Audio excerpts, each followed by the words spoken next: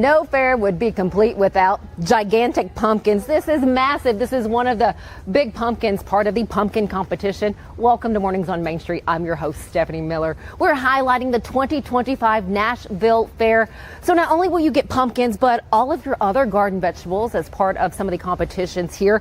Get this, there's $114,000 up for grabs for competitors here at the Nashville Fair this year. We're going to learn about the vegetables and what goes into competing and how they pick first, second, and third from Cowboy Dan. We'll have a piece with him coming up. But first, let's get a check of your headlines.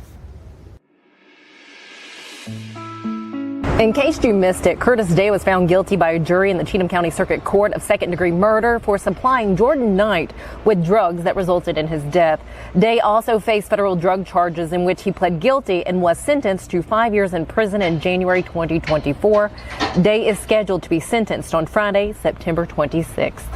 The Innovator of the Year award at the 2025 Hickman County Chamber of Commerce's annual dinner and celebration went to Nathaniel Armstrong, President and CEO at Bolster, Inc. Bolster manufactures silicone organizing trays for bolts, nuts, screws, bits, and all types of related tools, changing the way thousands of people organize bolts and fasteners. Manna Cafe Ministries in Clarksville is one of 56 organizations being considered for a Chick-fil-A True Inspiration Award.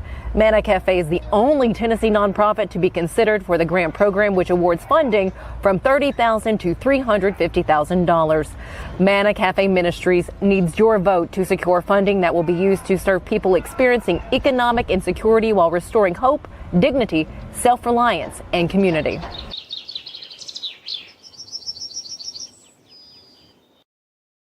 He shoots, and he scores!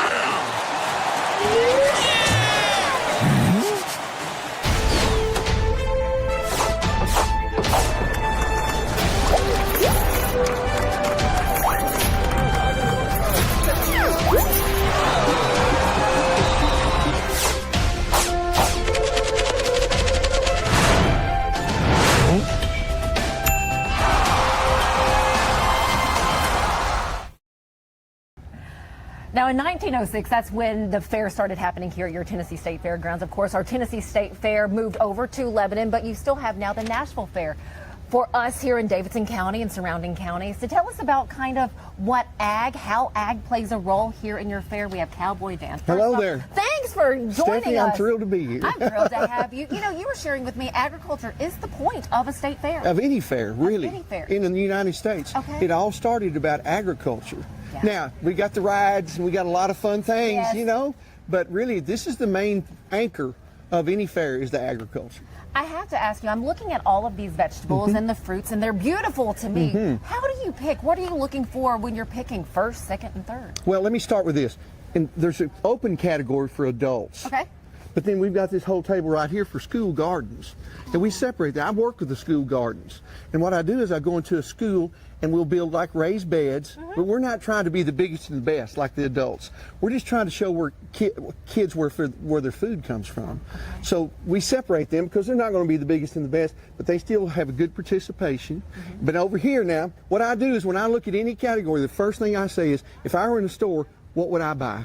Okay. That's my first criteria. And then there's going to be, for instance, if you got okra, you're supposed to have 10. That's in the criteria. Okay. If they have less than 10, that's a mark down. Got it. Then I'm going to look for uniformity. Are they all the same? For instance, we got two categories. You got slicing okra, and then you got, that's going to be longer. And you got the pickling, like what you would pickle. Okay. So it's going to be smaller. So those are all criteria I look for. I look for blemishes, that sort of thing. Uniformity, are they the right size? Do they all look uniform together? You know, that sort of thing. That's anything. That's vegetables, on my country hams, and then even on the eggs I judged this morning, same thing.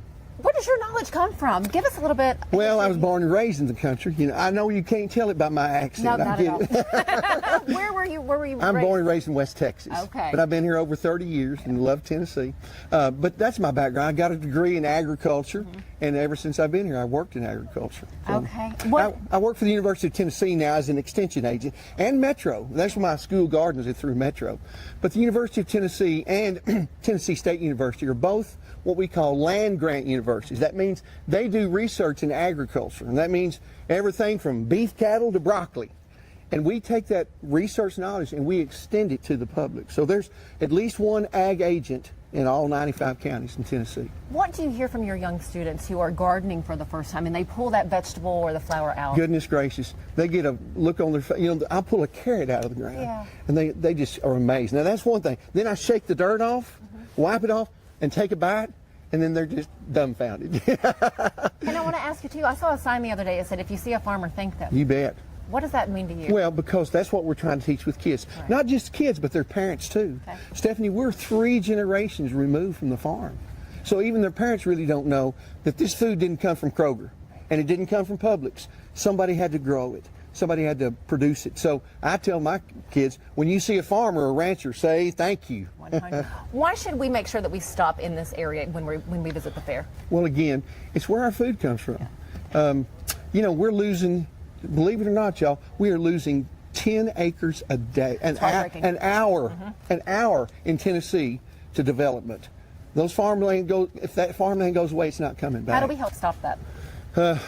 Or is that a longer conversation? That's a longer conversation. We are addressing that, but Tennessee, anybody knows that you live around Nashville, everybody's moving in here. They got to have a place to live and work. We know that. But we've got to come up with solutions for that, because without farmland, we can't eat. And then how do we participate in this next year? If you have a school that's like, okay, we have students that may want to do Yes, we'd love for that to happen. Now, all I need is participation. If I walk into any metro school and say, would y'all like a garden? That's like asking them, would y'all like a puppy? Everybody wants a puppy. Of course. But we've got to take care of it. So we got to have layers of participation. But if you've got 1 or 2 teachers who are really involved, get their parents involved, even the community, we can make that garden successful.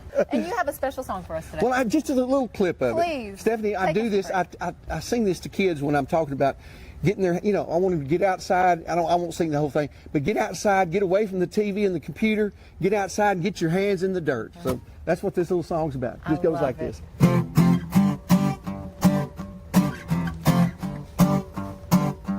Digging in the dirt, digging in the dirt, learning how to grow and learning how to work, digging in the dirt, getting back in touch with this good earth, digging in the dirt.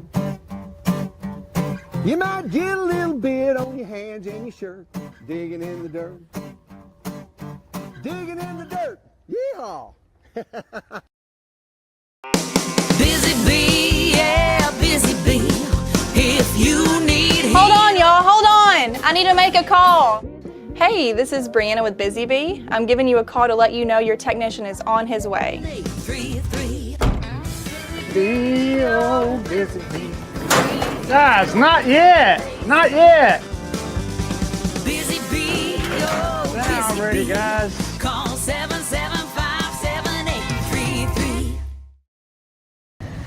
There is so much to know about the Nashville Fair when you head out this year, but one thing you can know for certain is that you can interact with farm life the entire time of the fair here in the Agativity area of the Nashville Fair. Telling us more about what you can experience and learn here with the goats, the cows, I see ducks. We have Kason Ozburn with us, 13 years old, but you know so much for a young teen. How long have you been working with animals?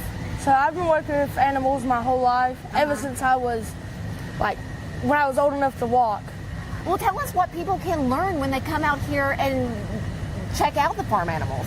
You can learn what breed they are, how old they are, and what they eat or how much they produce, especially with cows. What goes into taking care of them during the time they're here for the fair? So during the time when they're here, we'll bring feed for them, and then they'll get fed twice a day.